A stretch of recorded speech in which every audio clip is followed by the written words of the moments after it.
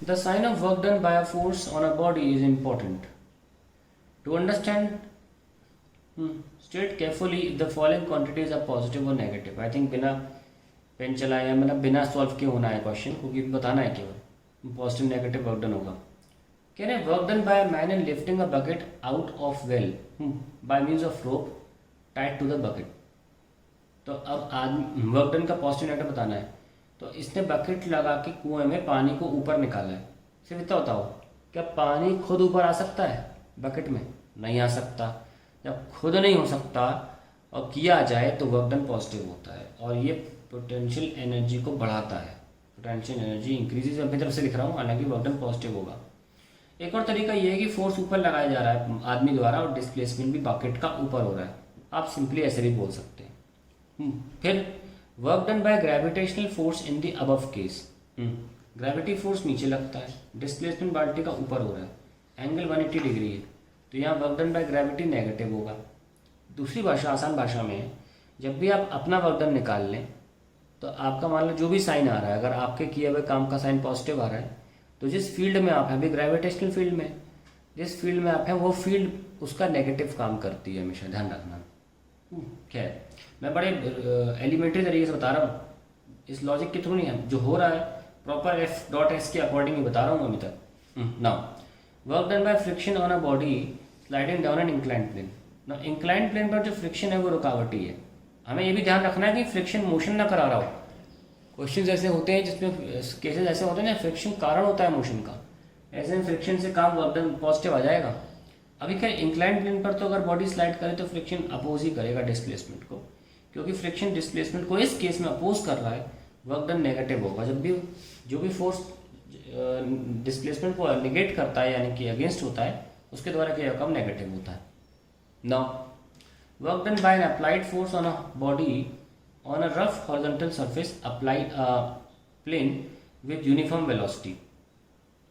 देखिए, अगर आप यूनिफॉर्म वेलोसिटी की बात कर रहे हैं तो एक्सेलरेशन तो हो ही नहीं रहा, यानी कि नेट फोर्स बॉडी पे जीरो है.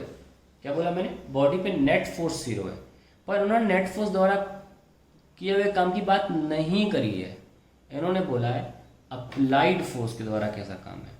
ऑब्वियसली अप्लाइड फोर्स एक ब्लॉक को घसीट रहा है फ्रिक्शन के अगेंस्ट, फिर भी घसीट रहा है तो फोर्स इधर लगा रहा है और डिस्प्लेसमेंट भी उसी डायरेक्शन में हो रहा है. तो यहाँ अप्लाइड फोर्स का वर्क डन जो होगा वो पॉजिटिव माना जाएगा, क्योंकि डिस्प्लेसमेंट ऑफ फोर्स एक डायरेक्शन में. लास्ट आ जाता है work done by resistive force of air on a vibrating pendulum in bringing it to rest. फिर से ये हमारा जो एयर फोर्स लगा रही है वो डिस्प्लेसमेंट या एंगुलर डिस्प्लेसमेंट के खिलाफ है, तो वर्क डन यहाँ पे नेगेटिव होगा. इसमें अच्छा क्वेश्चन तब होता है, एक क्वेश्चन जोड़ते, work done by friction in while in making the person walk. क्योंकि जब हम चलते हैं तो फ्रिक्शन हमारे चलने के डायरेक्शन में एक्ट करता है, तो उस दौरान फ्रिक्शन जो होगा हमें वॉक कराने में वो पॉजिटिव होगा. या फिर हम एक एग्जांपल ले सकते हैं, जैसे कि मान लीजिए ब्लॉक पे ब्लॉक है, हमने इस पर फोर्स लगाया, तो क्या हुआ इस ब्लॉक पे, इस अगर यहाँ पे आई हो और इसको देख रही हो, इस ब्लॉक के मोशन को देख रही हो, ठीक है, तो फिर ये ब्लॉक कहाँ जाता है, देखा राइट साइड. ये ब्लॉक, ये वाला ब्लॉक जो है ना बड़ा वाला, इस आई की नज़र से, यानी कि ऊपर जो ब्लॉक रखा है उसकी नज़र से कहाँ जाता है देखिएगा, राइट साइड. तो रिलेटिव मोशन के अपोजिंग लगता है फ्रिक्शन. तो इस ब्लॉक की बात करें अगर, तो फ्रिक्शन कहाँ लग रहा है, इधर. और तुरंत आप छोटे वाले को उधर लगा दो, तुरंत, ठीक है. और जो ब्लॉक है ना वो मूव भी इधर करेगा अगर ये फ्रिक्शन जो है, ये जो हमारा इस तरीके, ये जो फोर्स है फ्रिक्शन इसको इधर मूव करा रहा है, राइट साइड ऑफ फ्रिक्शन भी इधर लग रहा है इधर, तो यहाँ फ्रिक्शन कारण बन गया इसको मूव कराने का यहाँ पे. दैट मीन्स फ्रिक्शन द्वारा वर्क डन जो होगा वो पॉजिटिव आएगा. तो there can be cases where the blocks can move due to friction actually, and in that case work done positive भी आता है. ऐसा हार्ड एंड फास्ट नहीं, फ्रिक्शन सुनती तुम नेगेटिव लिख दो. ध्यान से देखो कि केस में फ्रिक्शन कहीं हमारे डिस्प्लेसमेंट को एड तो नहीं कर रहा है, यानी सपोर्ट तो नहीं कर रहा, तो in that case work done by friction positive आ सकता है.